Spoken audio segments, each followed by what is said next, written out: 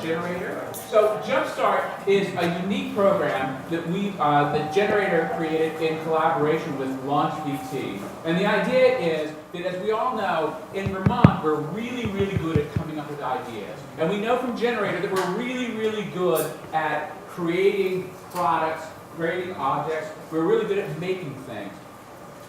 Creating a successful business is not easy. It's really hard, and you really need to actually learn a specific set of skills, and you need to actually, have mentors and people with skill work with you. And the usual way people learn how to run a business is you crash and burn 3, and by the third one you're like, oh, I kind of got this, right? So the logic here is we want to give people the best opportunity they can. And so what we're going to do is give you all the skills that you would find after you crashed and burned 3 companies right up front, so you can go from there. In a couple minutes, I'm going to introduce John Antonucci, and he's going to explain how the program works in detail before we have our first speaker. But I want to go through a couple things first. But before I do anything else, I want to see... Is it working? So much better. Okay. So the first thing I want to do, though, is introduce Michelle Buswell from People's United Bank, who are our lead underwriter. I'm very excited to be here representing People's United Bank and our partnership with Generator. We've supported Launch Vermont in their competition for many years, so it's great to see these 2 initiatives coming together. We have a long history in this community of supporting the growth of business. We're lucky to have a team in Vermont that has great longevity with the bank. This in turn means that, we at Peoples understand the importance of initiatives like this one to help businesses grow and thrive in our state. We take pride in the list of longtime clients we work with that have grown from startups to successful, sizable businesses in Vermont. Your success growing your business is important to all of us in growing our community and developing our strong economy. We're fortunate to be in a position to support initiatives like LaunchVT, Jumpstart, and BTV Ignite. I hope there's some customers in the room tonight, and if so, thank you. I wish you all the luck with Jumpstart, and I applaud the work that Generator is doing here. Thank you so much.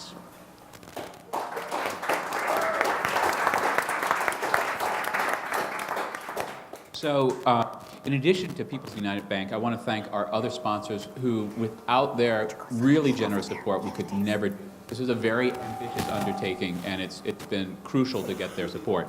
So I'd like to thank Davidson Hodgkins Associates. I would like to thank Merit and Merit Lawyers for Growth Companies, Fresh Tracks Capital, Middlebury College, M&E Designs, Center for Women and Enterprise Vermont, and BTV Ignite, and our media sponsor is RETA.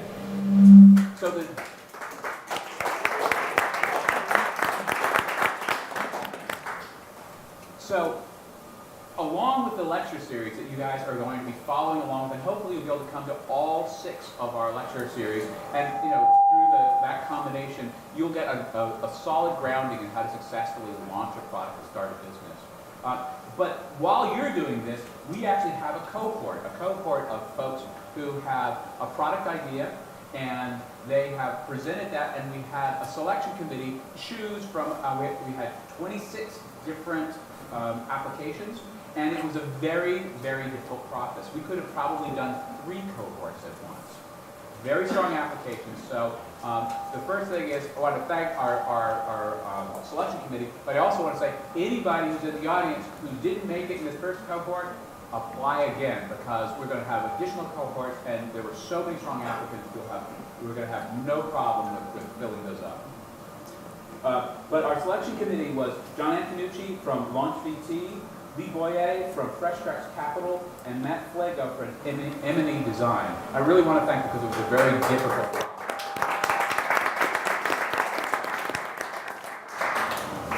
So now, before we start our lecture, I want to actually have each member of our cohort come up and give a quick pitch to you about who they are and what they're doing. And and you'll get an idea of the sort of products they're going to be working on. And as the lecture series goes on, you'll see their progress as they're working on prototypes and they're developing their market-ready product. So first, is Courtney Record here? Yep, right here.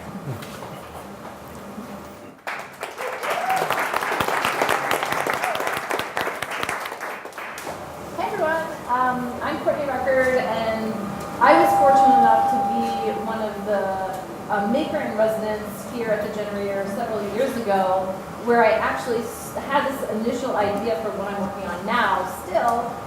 So several years later, I do have some prototypes that have been selling in market, but I make jewelry based on topographical data from the U.S. Geological Survey.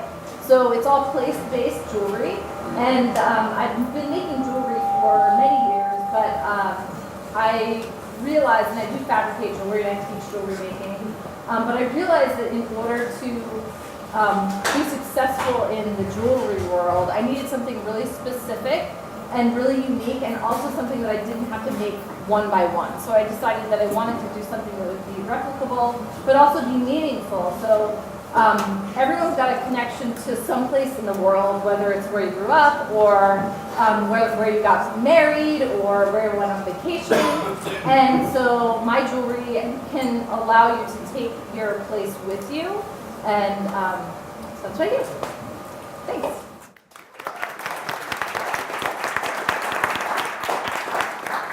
Jake Glenn, where's Jake?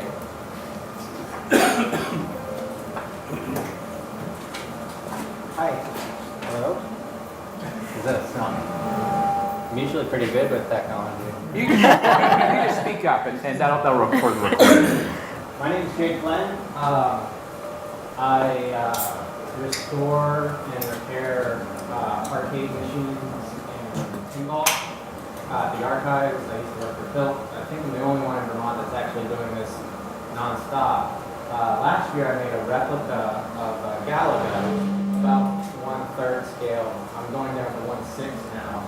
But basically, I like arcade games. I like gaming, so I'll be reaching out to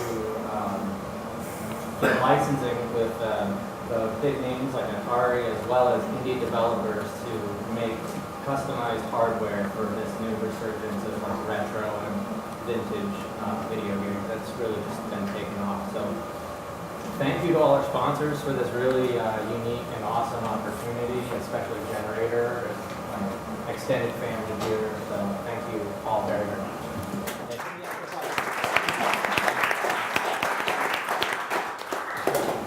Lee Mormon. Hello? You can just use it for the Yeah. audio. Okay. Thank you, Chris. My name is Clay Moorman. I started Claymore Lighting just about 6 months ago, and after working for a few years, about 5 years in the LED commercial architectural business, I wanted to kind of parlay into a more decorative, artistic, sculptural side. So basically my work is a combination between LED technology and found wood and found objects that have in the natural world. So I'm kind of at the intersection of sculpture and design and lighting, and basically creating products that please people from a natural standpoint and also make their homes beautiful. Thank you. And Cristine here. Hi, I'm Cristine. I've been living and working in Burlington for about 10 years now. And in that time, I've straddled the nonprofit and the artistic communities here. I've been making spoke bracelets out of recycled bicycle spokes and selling them at the Burlington Artist Market. And then kicking back the revenue, expand this business and grow it and use different recycled materials and connect those materials to organizations doing good work in our community and in the country and potentially in the world. So using silverware, reclaimed wood, and rubber, other materials, and supporting, with a coin, ring, micro grant organization, with earrings made from spoons, a hunger relief organization. So really combining social good with recycling, but making really, really high quality products, and not just like hanging a tin can on a hearing hook and trying to sell it because it's recycled, that kind of thing. So I'm really excited to be here and to be around all these amazing machines and amazing people who know how to operate them. And thank you so much for the opportunity.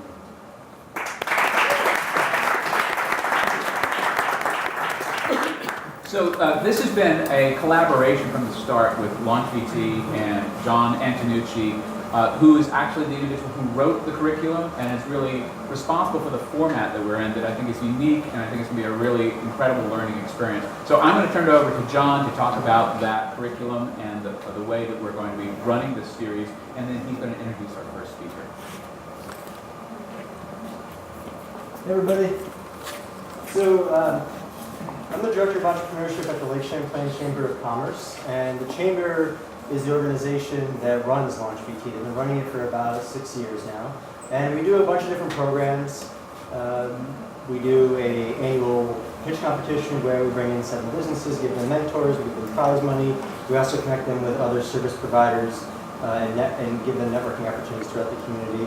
We run a pitch competition for college teams, college students who are actually running businesses at their schools. And we also run a seminar series, and recently we have been expanding into some other resources. We just launched a connector app where you can go and see all the organizations in the state of Vermont that support entrepreneurs. And then just out of nowhere, Chris and the awesome team of Generator approached us and said they were thinking about starting a program for makers. And it was such an awesome opportunity, a natural fit, that we just got started. And didn't really think too much about it, but we're really pumped about what it has developed into, and so awesome to see all of you here tonight. I do want to just give you guys like a little bit of info in case you are thinking about using this as sort of a full curriculum, if you're planning on attending more than just tonight's event, or if you're just looking for resources in general. So we designed this for 2 reasons. We wanted to give people information, but then we also wanted to give them the space and time and access to content experts to work on their businesses however it's useful to them. And so that's what we have this first part, where tonight we're going to have an awesome speaker talk about target market, value proposition, and how to create a unique selling proposition. And then the cohort members will go in and have a workshop where they'll get one-on-one expert advice from Cristine. So if you guys are thinking about using this at all as a course, I want to tell you about 2 resources that are helpful, or I've found helpful for businesses who are getting started, depending on where you're at with your planning. The first is the Business Model Canvas. It's not new, it's been around forever. But I do recommend it. It's a great resource for you guys. You can download it for free. You can go check it out on the Generator website, or you can just Google Business Model Canvas. Stick it up on your wall, get sticky notes, and play around with it. They've got a great help resource that defines them, and they'll give you some information about that. The other tool is, if you go to launchvt.com, it's LaunchVT's website, go to the resources page, you'll see it's called the Launch Report. It's an executive summary. It's meant for you guys to be able to use it however you see fit. And so the cohort members will leave this program with a really polished presentation of their businesses. It's a 2-page summary, and it hits all the important aspects: their market, their team, their value proposition, the competitive analysis, all that. So if you're starting a business and you want to think about how you're going to go about making sure that you've got all your bases covered, check out the Launch Report, use it as you see fit, and feel free to use it to present your business for any other opportunities applying to programs, funding, or otherwise. Lastly, this program follows on in timing, and is designed for the LaunchVT annual competition, which starts up in April, and the application process for that is between February and March, mid-February, mid-March. So if you're looking for mentorship, if you're looking for capital, if you're looking for access to community resources, I definitely encourage you to think about applying to that program, and the Launch Report will definitely give you an opportunity to do that. So again, I just want to reiterate that it was an absolute pleasure to work with Chris and Generator, and we're so happy to have had this opportunity to work with the maker community. It's really an underserved community in terms of business resources, and so much creativity and awesome work is happening there. We're really excited to help people that are generating these wonderful prototypes and products really escalate their businesses and get out in the marketplace. All right, it's time for the intro. So we have here with us tonight Cristine Hammer. And Cristine runs a consulting company called Hammer Consulting Company. I think she's been doing that since about 2009. She is, first of all, she's a maker. She got her start making wearable goods, doing silk screen printing and a bunch of other cool things, creating wearable art. And then she eventually started a marketing agency here in Burlington and grew the company from nothing to 15 employees. Ultimately, that company was sold. And then since 2009, she's been running a consulting company. She is the de facto expert on marketing, target market, value proposition, and all that. And it's a real privilege for us to have her here with us tonight. So with that, I'm going to turn the mic over to her. So please give a warm welcome to Cristine Hammer.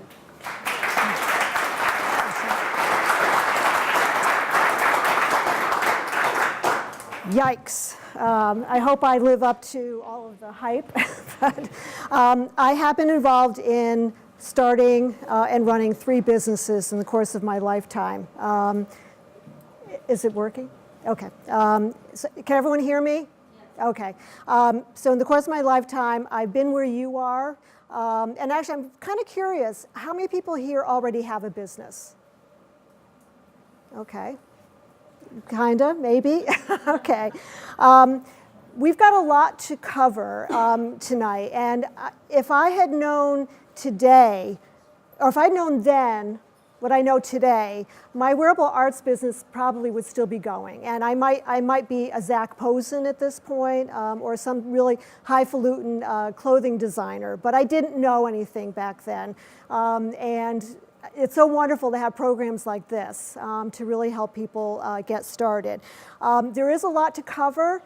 Your head may feel like it's going to explode at the end of this. My advice is to just try to absorb and know that this is a journey. This isn't something you're going to come to, like your conclusions and the path that you really want to take all at once or tomorrow. It will take some time. So, because I do teach classes, and they are one of the sponsors. Am I too loud now? No, I've got to. Okay, I may have to. All right, just tell me if I start getting too loud, because I'm not used to being mic'd for a volume. But it's the Center for Women in Enterprise, and despite the title, the organization does serve both men and women. They have a full line of classes and help for developing businesses. It's no-cost business counseling and specialty counseling. I offer free 1-hour marketing consultations for people who come in and maybe need that type of advice.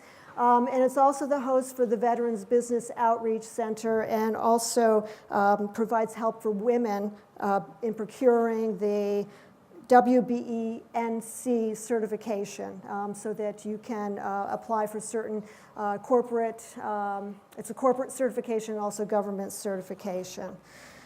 So let's get started. So imagine, for those of you who are thinking about starting a business or maybe kind of have an idea for a business, you've got a dynamite idea. You love it, you're passionate about it. But will anyone else? Well, we're here to talk about thinking about who will buy it and why they will buy it from you. As small business people, we always start with a passion. I mean, we wouldn't do it. And running a small business is not easy. You're wearing a ton of hats. You've got to do a whole bunch of different things that you don't like to do. So it's not easy. So you're generally doing it because you're passionate about something. Tonight, what we're going to do is cover target market, unique selling proposition, and marketplace analysis. And in marketing speak, these are considered the 3 C's of marketing. It's a standard approach to marketing. So the main thing is, let's have fun. You guys have beer and pizza, so hopefully you're in a great mood. I'm going to try to get through this really quick so I can get some myself. But let's have fun, and don't worry if your head begins to feel like it's going to explode. It won't. So I do just want to say a couple of words about marketing and branding. And this is the definition of marketing that's provided by the American Marketing Association. It's long, and basically it's really what it means is that marketing is how you promote your business. It's not advertising, it's not a website, it's all of those things. It's the umbrella that covers any activity that you engage in to get your message out to the marketplace about whatever your product or service is. So does anyone here have a marketing plan, or has anyone here worked on a business model canvas? Ah, good for you. Yeah, I actually have a business canvas book, and I'm on their website, and we work through it. Perfect, okay. So if nothing else, I hope at the end of tonight that you begin to see the purpose for actually working on planning. It's sometimes the thing, oh God, I have it all here in my head. It sounds like too much work. I don't really want to do it. Trust me, it does pay off. I think of it as, I usually describe it to people as, you want to go to the beach, and you know the beach is over there, and you can get in your car and head in that direction, and maybe you'll make it to the beach, but you'll probably spend a lot of time and effort trying to get there. Or you can get in your car with a map or your GPS, and you'll get there much faster with a lot less wear and tear and not waste maybe quite so much money. So I hope for nothing else that you've realized the importance of actually doing some planning. So branding, I have a bias here. I work with a lot of companies that they should be doing well, and they have a website up, and they don't understand maybe why they're not doing as well as they hope. And I take a look at the website, and it's totally off-brand. Had a client who was an herbalist, and she mostly sold products for women, and her website looked like it could have been for a gym or for Axe. That teenage boy product, it was so off-brand, and there was such a disconnect. So I have a real bias about this. Michael Jagger is going to be talking in the series a little further on about the importance of branding, but I really want you to think about branding. And basically, even though they're like maybe long definitions, it's really the essence of your business. It's the takeaway that people have from your business. And it's you. Ben & Jerry's is a great example of branding. From the very beginning, when they started in the garage in Burlington, their brand was playful, fun, quirky, socially and environmentally responsible, premium. And if you think of those words, other than premium, they don't have anything to do with ice cream. But people have that feeling about Ben & Jerry's, and they have from the very, very beginning. So sometimes people say to me, "Oh yeah, but they're a big business. Of course they have their brand all set." Well, they did that from the very, very beginning, and they even they used the Vermont thing as a to kind of support their brand. Vermont has a cachet, and particularly when they were expanding outside of the state. So the brand is bigger than anything, and it's really the foundation of your business. So target audience, that's where it all begins. Maybe you can't see the tip, but down there, it's not everybody, unless you're Amazon. If you're Amazon, your target is everybody. But for most people, it's not. And with a small business, often we're so worried about not getting business that we think we have to get everybody. We're afraid that we might miss out on someone. But it's better to be targeted, again, because no one has all the resources to target everyone. So you want to use your resources carefully. You want to think about, is there more than one? And often there can be, particularly when you're growing your business. It may become more than one. You may want to triage. You may want to say, okay, I got to start with this primary target market, but then I really want to expand into others. So you want to categorize them. Are you business to consumer or business to business or both? We'll get into a target example later in which we'll kind of demonstrate how it might be both. You want to think about the needs, the wants, the demographics, characteristics of your target. What problem are you going to solve for them? Your target market should have at least 4 common characteristics. A particular need, enough money, that, if they don't have the money, then they're not necessarily your target, has decision-making power, and has access to your product or service. I worked with someone a few months ago who had an educational tool. It was a methodology to help teachers in the classroom. And when we were talking about her target market, she was talking about, oh, well, it's the teachers. And I posed to her that, well, maybe not. That may be like a tertiary market, but really school boards and superintendents are the ones who actually hold the purse strings. And since this was not going to be free, that she was going to have to really think about her approach to go to those people who are sometimes only thinking about, well, or maybe primarily thinking about money. Hopefully they're also thinking about education, but where money becomes a huge issue. So demographics, these are the nuts and bolts of a target market.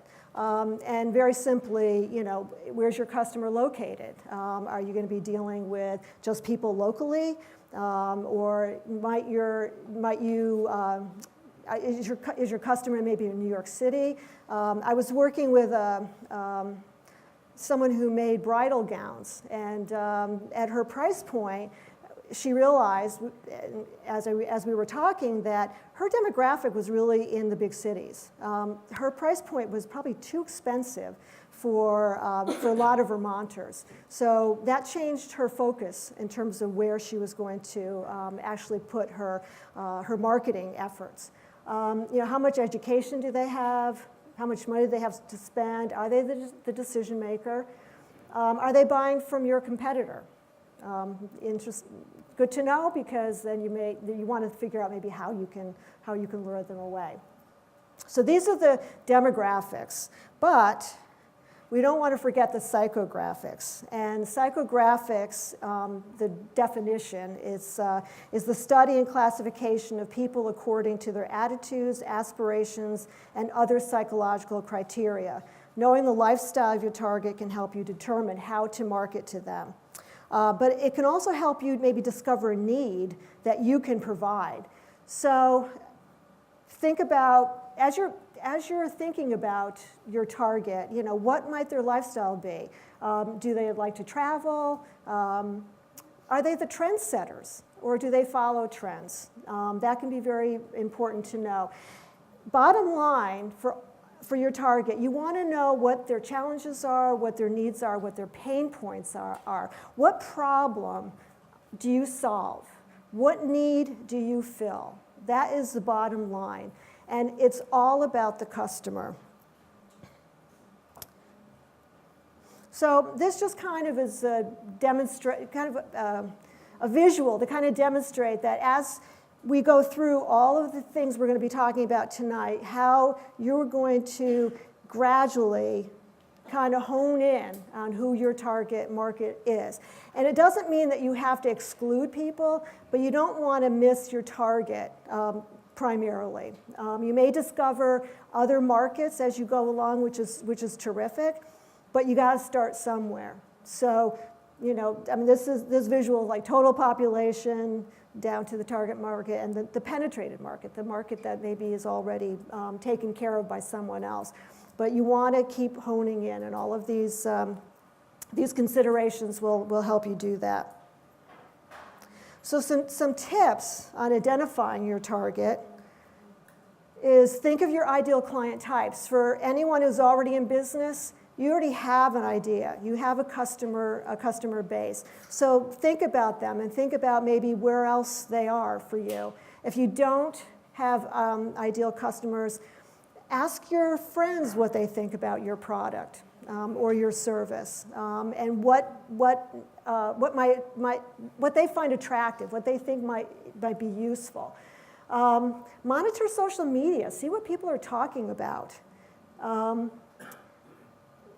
What are your business goals is something that comes along as you go along, and that's like, do you really want to be an Amazon, or do you want to just have a nice little spot? Maybe, I talked to someone, I thought she really, really wanted to grow a business, and she really only wanted like 3 clients. She really only wanted a part-time business.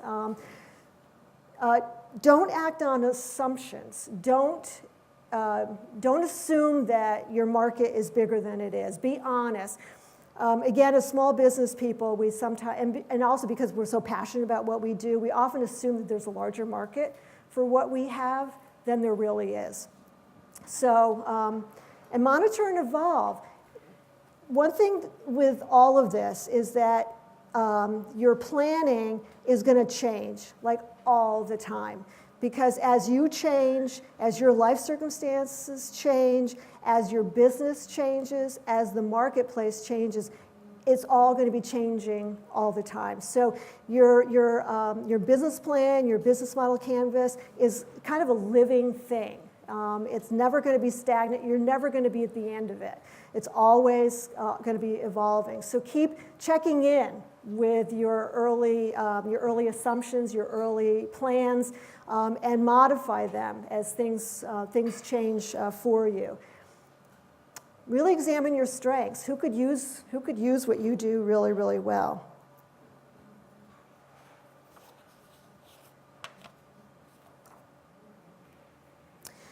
So why is it important to figure out who your target market is? Well, getting to know your audience is the most important task that you face when developing a marketing plan or a business plan.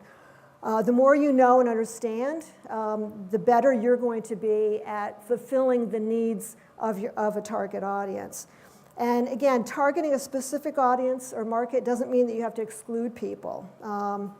Rather, it helps you target your resources, your marketing dollars and resources in a specific or several different directions. So, for example, like an interior design company could choose to market to homeowners between the ages of 35 and 65 with incomes of $150,000 plus.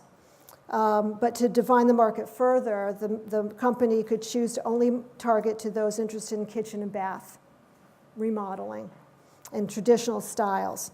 So you can make choices within even greater choices. You can go more niche or not. Sam Walton, founder of Walmart, said famously, "There's only one boss, the customer." So if you have no customers, you have a hobby, you don't have a business. So and we're all in business because we need to make money. So think about your customer. So just an example. Sophie owns Sophie's Scrumptious Cakes, cake shop based in Burlington. She's a small shop with 1 full-time employee. She uses premium products and offers gluten-free and all organic options. Her specialty is one-of-a-kind cakes. Each cake is custom designed by Sophie and baked in her shop. And she donates a percentage of each sale to the food shelf. So who do you think is Sophie's target? Anyone want to guess or make? What's that? Weddings. Women in the Burlington area. Women in the Burlington area. Gluten-free users or people who need gluten-free products. Yeah? Probably people with higher income. Higher income. Okay, those are all parts of her target audience. I hope you can kind of see how you can begin to speculate or how you can begin to think about target market. So Sophie's target is probably female because no sexism involved, but mostly women tend to buy nice-looking cakes.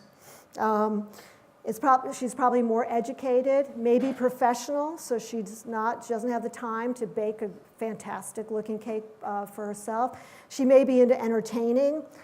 She might watch HGTV, might be a fan of the Cake Boss. She likely has money to spend. Using premium ingredients is important to her. She might live in Shelburne, Charlotte.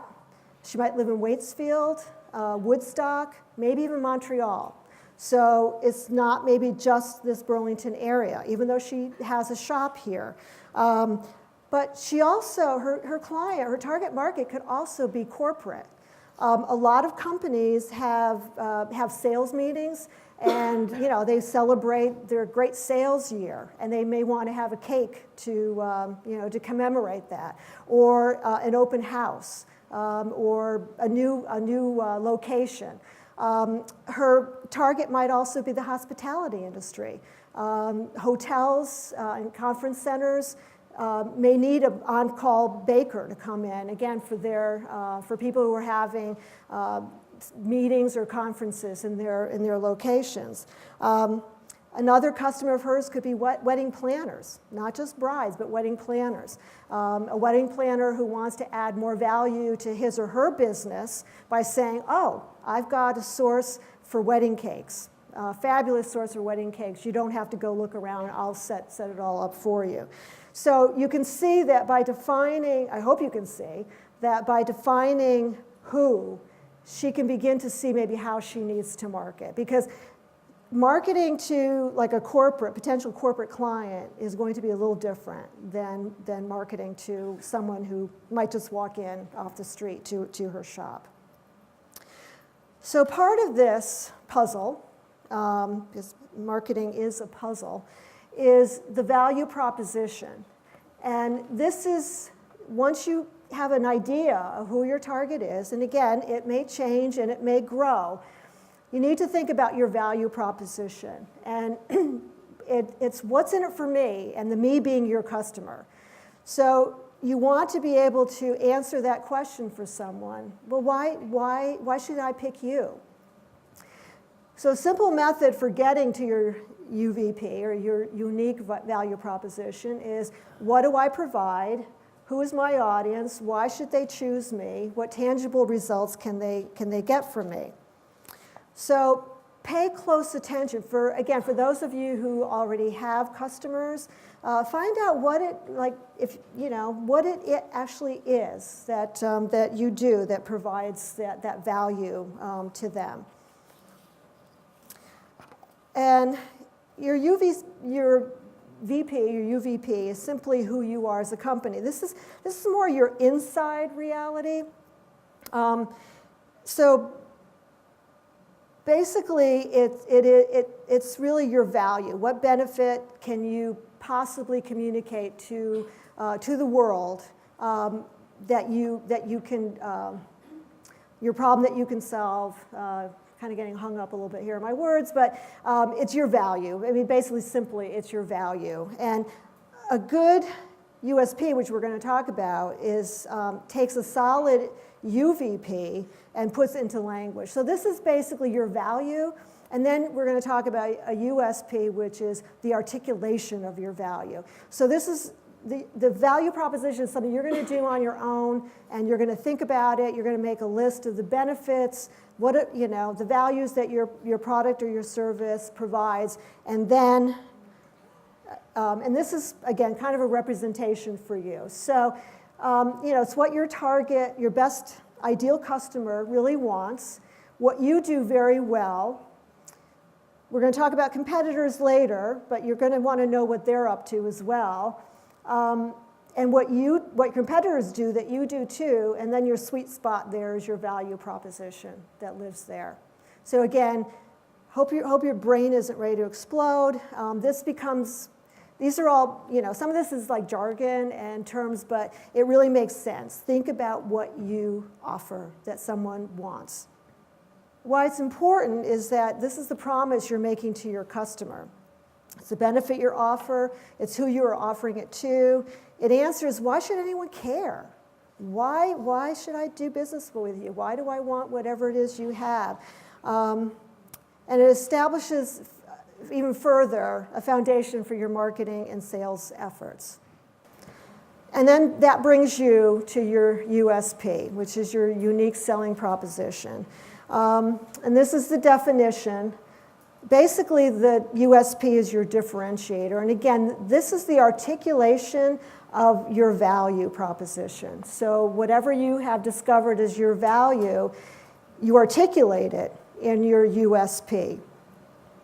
And you need to know what it is, because if you don't know how to articulate it to your target, they won't know. And they're not going to bother to find out. You need to make it very easy for your target audience to know exactly what you're doing.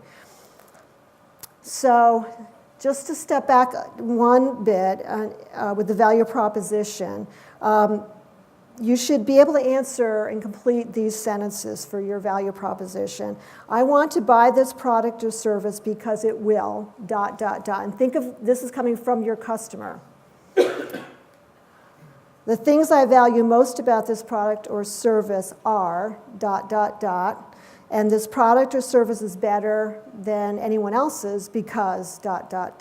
So if you can answer those questions in the shoes of your target audience, you will begin to see what your value proposition is. So the unique selling proposition, your USP, is just another building block in developing your marketing plan. Very few businesses are truly unique. A plumber, what makes one plumber different from the other? Well, that's the challenge. What makes a clothing store different from another clothing store? Again, that's the challenge. You need to be able to find something that makes you different. And if you don't have something that really makes you different, then think about what you could do that would make you different, because that's going to be what you're communicating to the world about me, I'm here, me. So the USP, again, is answering this essential question, why should a potential buyer buy from me? Why is it important? Well, because it helps define your company's position and purpose in the marketplace. We're all being bombarded constantly and daily with marketing messages. Inboxes are just filled with messages. Texts are coming along. Banner ads. I mean, we're being bombarded with messaging. You've got to break through the clutter of all that messaging and be very clear in what you want to say to your target market. It might help you also examine your potential competitive advantages. You might say, wow, you know what? I didn't really think about it, but this is what I do, or this is what I offer that maybe no one else really is, or wherever your target is, maybe they're not getting it. So, let's say your target audience is local. Well, maybe you can fulfill a need here that no one else is. It's really necessary for creating a very clear marketing message and articulating a specific benefit.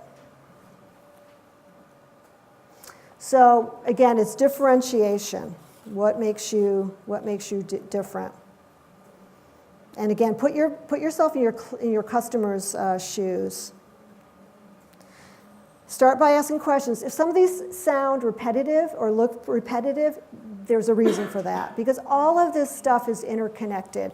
You can't take like one piece and separate it out. It's all interconnected. You're always asking basically the same questions over and over again.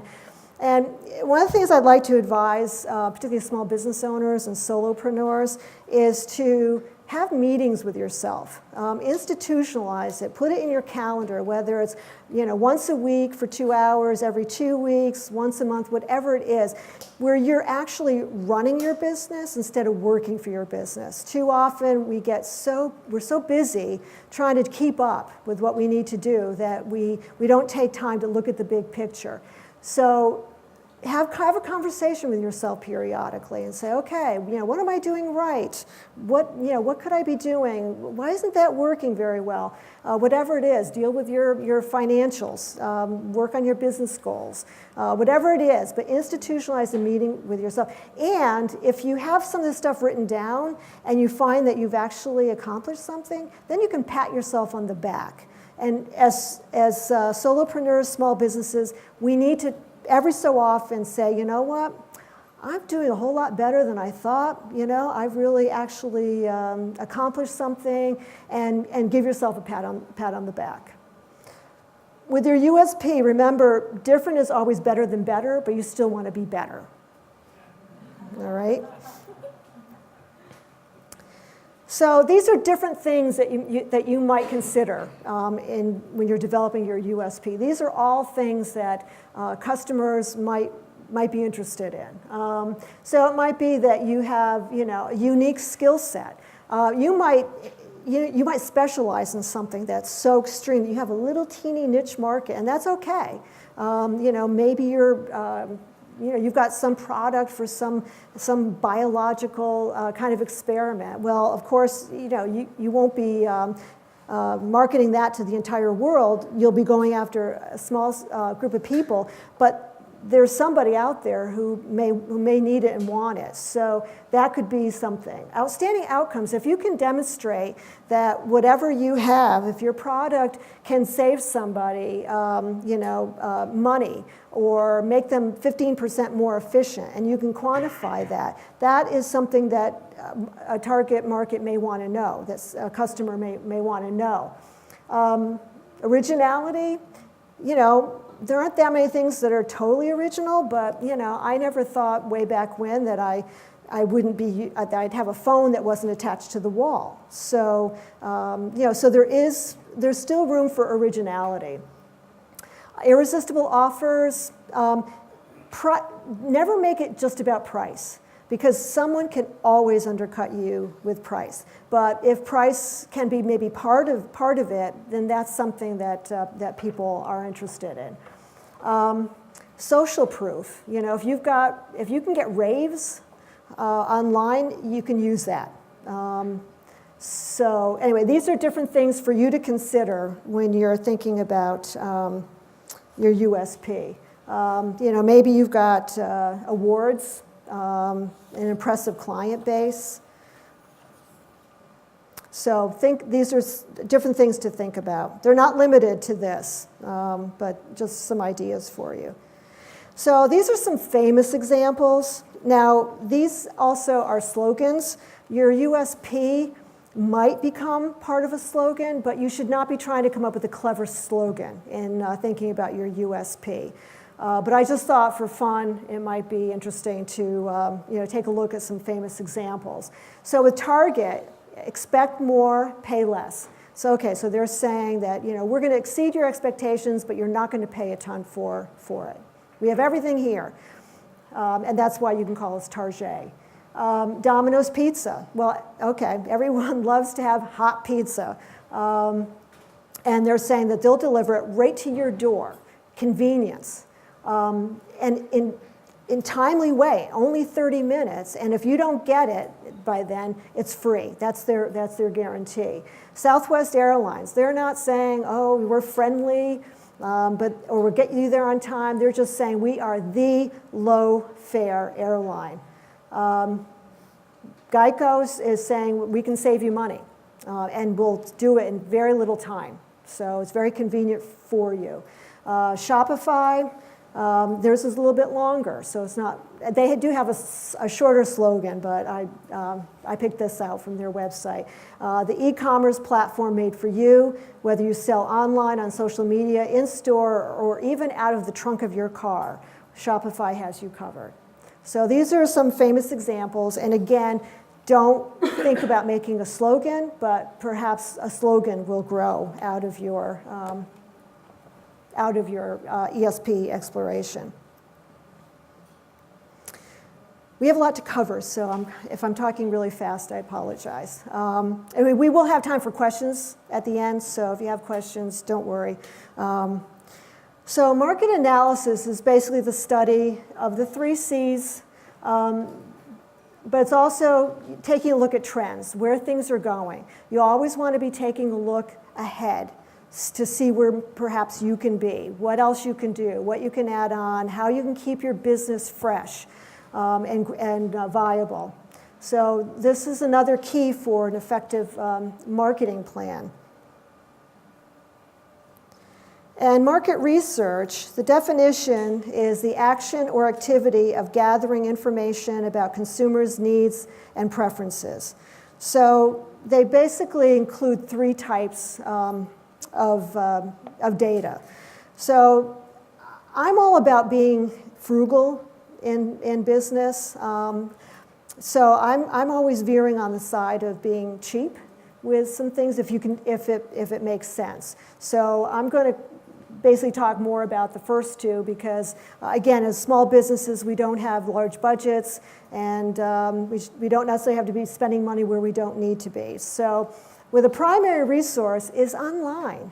Just Google it. It's amazing what you can find by putting keywords in and then putting other keywords in and seeing where it takes you. If you have a business here and it's a local business, you can still check out to see what people are doing in California and how are they marketing in California, in New York, in Ohio, anywhere.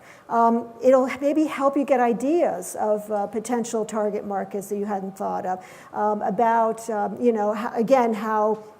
you can get some hints about how large businesses are marketing. They've spent a ton of money on doing their marketing, so borrow. Take a look, use them as kind of an inspiration. But also there are government, the US Census Bureau has a bunch of information online.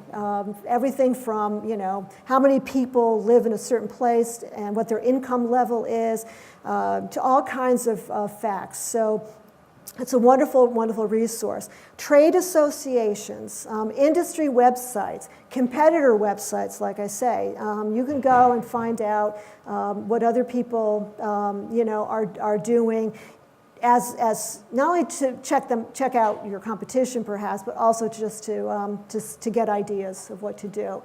Your secondary resource is look around you.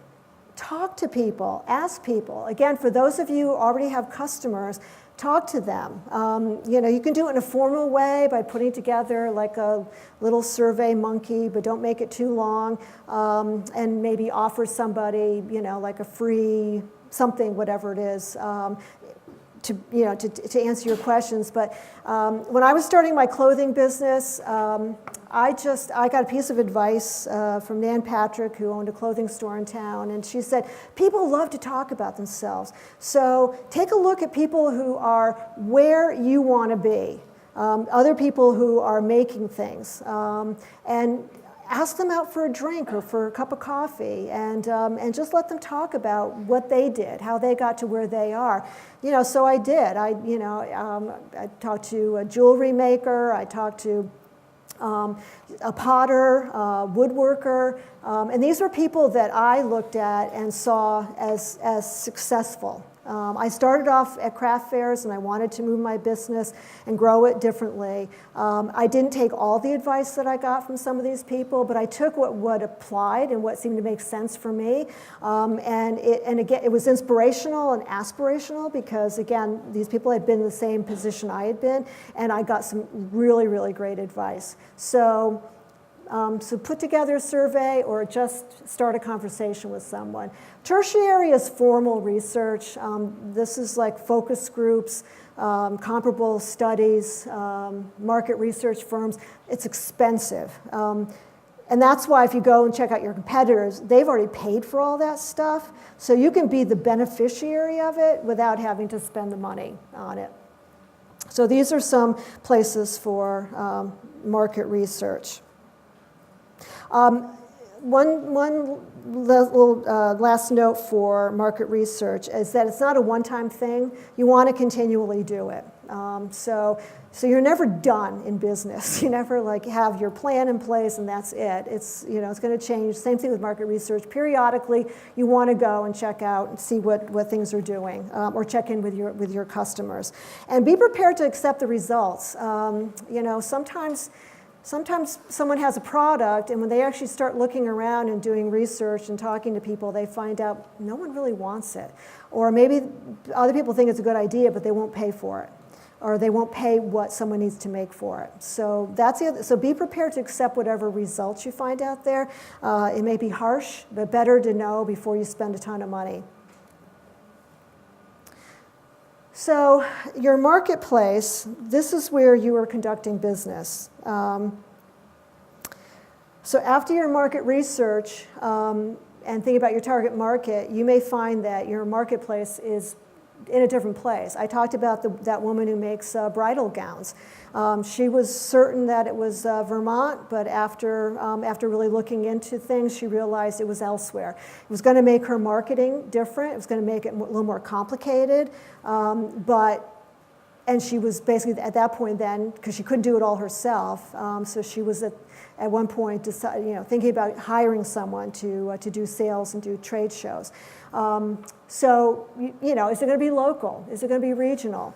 If you're maybe a psychotherapist, you may find that you would have to work 80 hours a week at a certain hourly rate in order to just pay your bills. Well, no one can do that. So you may want to think about something else that you can offer. Maybe you're going to become an expert, or you have an expertise in the field, and you're going to write a book, and you're going to be a public speaker at conferences and get paid that way, in addition to also seeing clients or patients.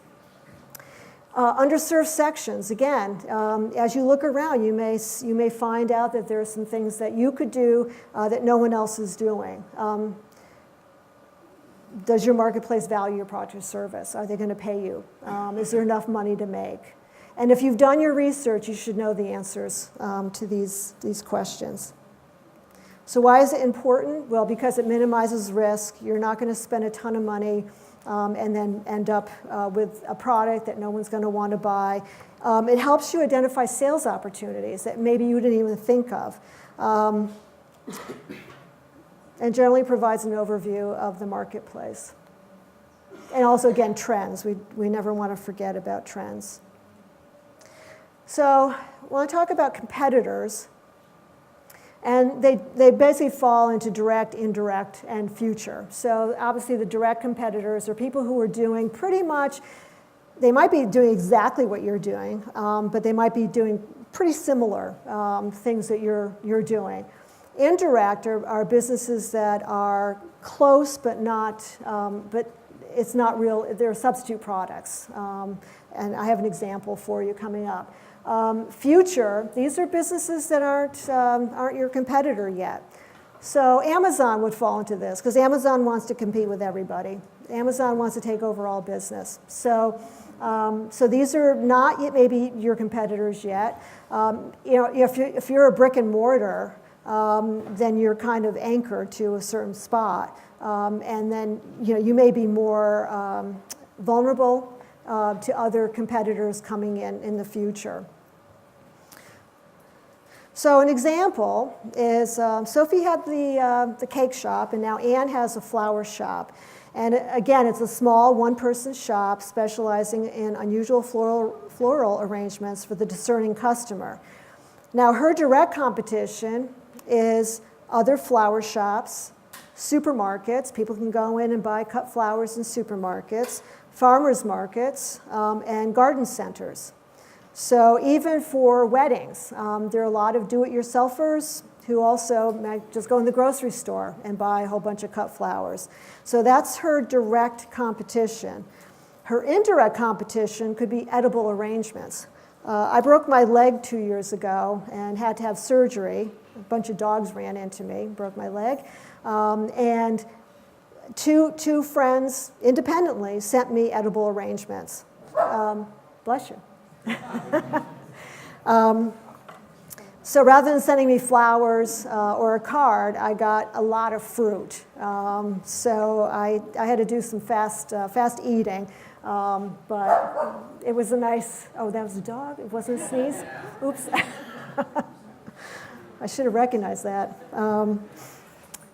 And then future competition is Amazon, because Amazon will undoubtedly at some point get into selling everyone flowers, delivering flowers to the door. But it could be a new mall comes in with some other shops that sell flowers, and it could also be a new flower shop. So think about competitors, both direct and indirect. And I know that I've had some people who are like very kind of uneasy about thinking of competition. I'm not really competitive. I really don't want to compete with anyone. Well, it's a necessary evil if you feel that way. But your competitor could also become a potential target market. I ran the graphic design agency that I ran for 16 years. Sometimes we had too much work. And then we would hire freelancers to come in and help us out. So while the freelancers were, in some ways, our competitors, because they could actually do some of the work, perhaps, more inexpensively than we could, we ended up having a partnership. So sometimes you can look at your competitor that way. I met a wedding photographer, a couple of months ago, and she was part of a group of wedding photographers. They all happen to be women, but nonetheless, and they regularly referred each other to other potential customers. Sometimes they worked together for like a wedding was really big and they needed a hand. So they would actually work together. So your competitor can also be a potential partner. So also think about competitors that way. So this is these are the considerations. And I have weaknesses up here because that's what we really sometimes want to look for. If we're looking for gaps in the marketplace, we want to think about potential weaknesses that we can take advantage of. So, one big advantage these days for being a small business, both in marketing and in providing a service or a product, is that small businesses are more flexible. So these days, the playing field is a little more even in terms of marketing, where a small business can compete a little more easily with a very large company because of social media. So from a marketing standpoint, the playing field is a little more even. But also, if something changes in the marketplace, let's say a natural disaster comes up or a new trend comes along, small business can react to it much more quickly. So, is your competitor not serving someone that you could possibly serve? Do they have a poor reputation, or did they get caught, doing something that all of a sudden where their reputation suffers, and you're there with your, very crystal clean reputation? Or do they maybe lack credibility? And you can, again, in your marketing message, talk about your credibility. Are they not keeping up with trends? And you can.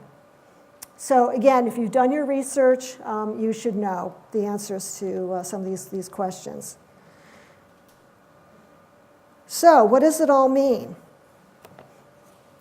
Well, understanding your target audience, clarifying your value proposition, articulating your USP, and really examining the marketplace are the first critical steps.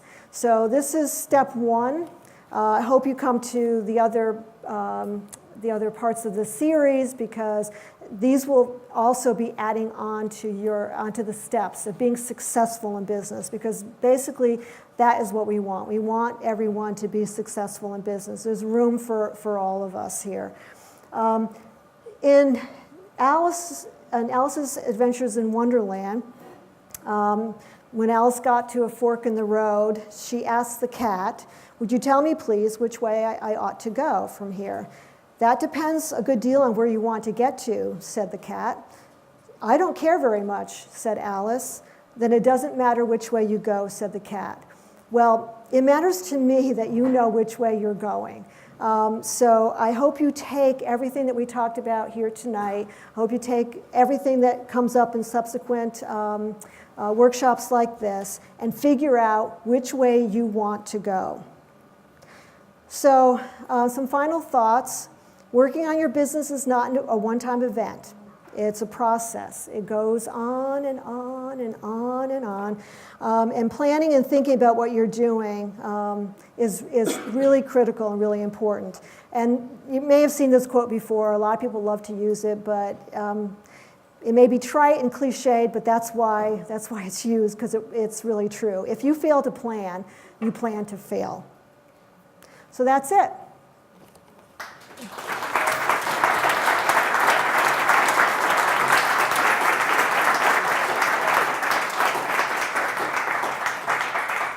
Any heads exploding? It's a lot to take in, but any questions? Yes. Yeah. Will there be transcripts of this presentation I gave later? I don't know. Yes, RETN is filming it. It will be Oh, available this- online, and they're actually going to integrate the actual slides into the film. So you'll be able That's to right. go back. That's why I'm mic'd up. I should have been able to answer that for you. Yes. Curious on your thoughts. So, like, I need with your example of the bakery bake shop. She started a bakery and then basically tried to find based on what she thought people wanted. Like, what do you thoughts on that compared to more like the startup approach to find the market and asking more? I'm sorry, I'm not hearing everything. So in your example with like the bake Yeah. shop, she basically, I know it's a fake example, but she basically had this, came up with like 6 or 7 different criteria of things that she wanted. Like she wanted to make organic, gluten-free cakes or whatever, and then tried to find a market for that. What's your thoughts on that compared to like what's usually considered a lean startup method of finding a market and then asking people? Oh, I'm sorry. If I gave you the impression that she opened the shop and then thought about her target market, No. You absolutely have to think about your target market before you get too far into it. I started my clothing business, and I really had no clue as to who I really want to sell to, because I didn't know. I just I didn't. I had never been in business before. I didn't know anyone who had been in business before. It was before you could look things up. You had to go to the library and read things. So I didn't approach that business in a way that probably would guarantee success. I did pretty well with it, in spite of all that. But no, before Sophie actually even looked at rental space, she should have been looking at her target audience, and then decide that, yes, there is a market for this. Maybe she went online and went to the Census Bureau and found out, you know what, there's people, I'm going to open the shop in Burlington because it's central to a geographical location where people actually have an income level, and also would support the type of products that I offer, the gluten-free. And also, they're willing to maybe to pay a little bit more because she donates some of the money to a food shelf. But all that should be done before. Although, again, a lot of people start businesses and then they think of it after. But I'm hoping that you'll be thinking about that before. But the other thing with that example is that, okay, once she has the shop and she's appealing to that target, she may want to grow her business. She may find that, okay, I think I can maybe hire someone else, or she has that employee there that she's now maybe training in making cakes. And she wants to expand her business, and she wants to figure out, okay, well, where? Who else could I sell cakes to, or maybe other products? And that may also, she may also find that with this one employee, I didn't get into this, but while I'm thinking about it right now, she may think, well, with this one employee, I can actually maybe have a line of cakes that are unusual. They may not be one of a kind, but they may be unusual that I could sell to other bakery shops or to supermarkets. Or maybe I do cupcakes or something like that. So the idea is you start with one target market, and then as you think you may want to expand or go in a different direction. With my clothing business, I started selling at craft fairs. And it was tough. I had to anticipate what people would buy So I would have to go with, with a whole bunch of different things to sell and hope that I would sell everything. And I was anticipating ahead of time what designs people might be attracted to. So I always left and went home with a ton of inventory that didn't sell. In addition, sometimes at craft fairs, people treated it like a garage sale or a flea market, where they, can you sell this for this? And I made a conscious decision to switch my business and go into wholesale. And so I got a sales rep to rep my clothing around New England to boutiques. And what I found was that my wholesale price was 4 times higher than my retail price at a craft fair. So I was making a lot more money. I wasn't dealing with the hassle of dealing with the public. I had one sample line that the rep took around to all these boutiques. So people order, I'll take 5 of those, 3 of those, 10 of those. So I only invested in that particular sample line, and then people ordered from that. So I wasn't out the money for an inventory that wasn't selling because I was trying to figure out what people might want. It was much more lucrative for me. I was able to concentrate on designing instead of being out there selling. So that's an example where maybe you start in one direction and maybe you switch for whatever reason. Any other questions? Yes. So you mentioned the U.S. Census as a good resource. Mm-hmm. Do you have other data sources that you recommend for it?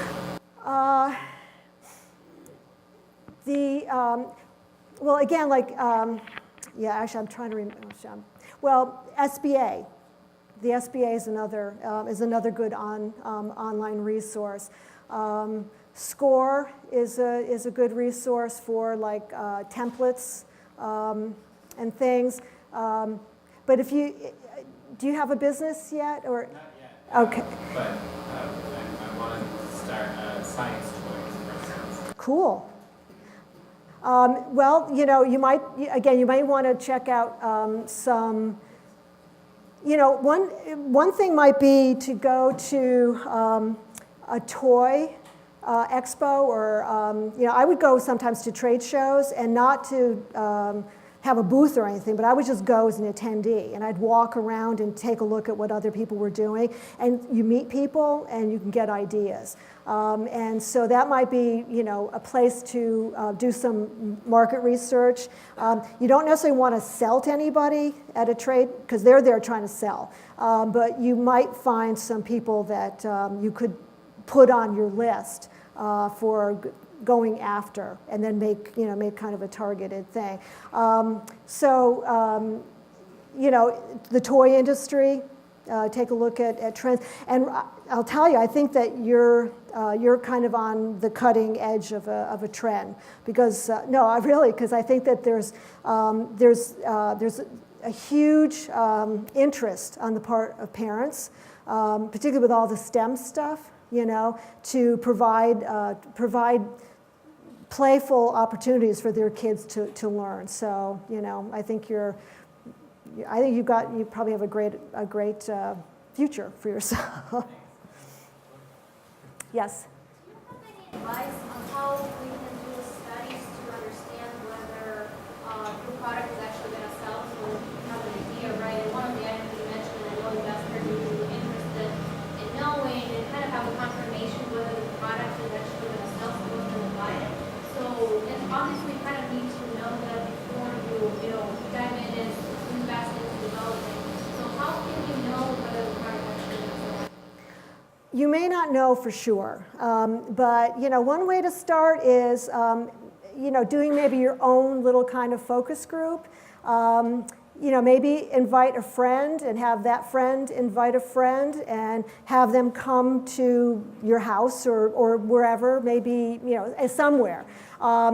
We did this on our own at the graphic design agency that I ran, where we offered, we just got people It was for some snowboard designs that we were working on, and so we just kind of wandered around some of the sporting goods shops and invited people to come for an evening. And it wasn't a scientific kind of focus group, but we offered some beer and sandwiches, not pizza, but some beer and sandwiches, and we just ran through some of the designs that we were working on to get some feedback. So you might just start with that to begin to get an idea. That would be one way. That would be one way to start. I'd probably have to know a little bit more about your product to maybe give you a little bit more advice. But that would be one way. That wouldn't be too expensive. It might be very helpful. Yes? If we have any kind of time-intensive legal stuff to sort through, like copyright, patent, that kind of stuff, do you recommend we do that concurrent to our market research or afterwards? It depends. It depends. I mean, you could probably do. I don't know that you want to get to the expense of hiring a lawyer if you're not too far along. But so you may want to do some beginning research as you're developing your idea. But at some point that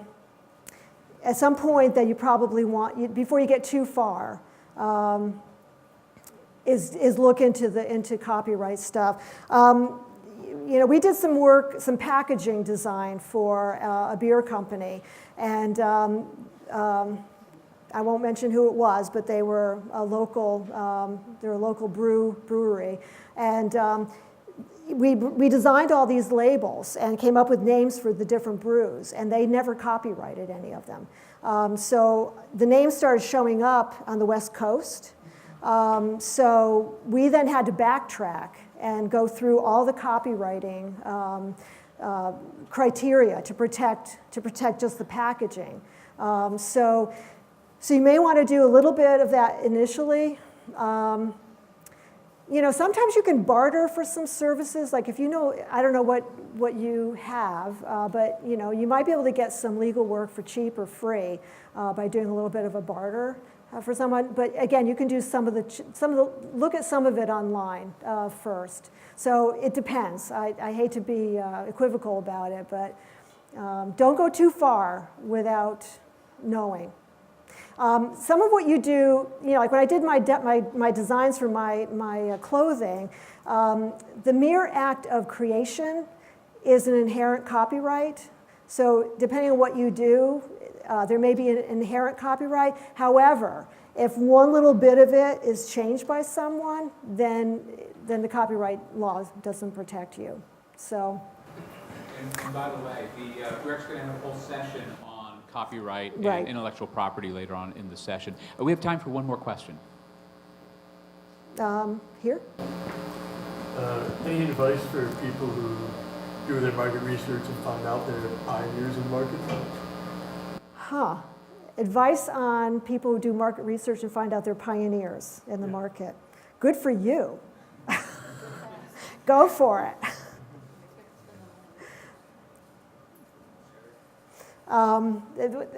That's fantastic. Again, I mentioned about the phone. I'm from the days where it was stuck to a wall. And the whole concept of being able to walk around with a phone that has all of your address book information and your notes and everything, who would have thought?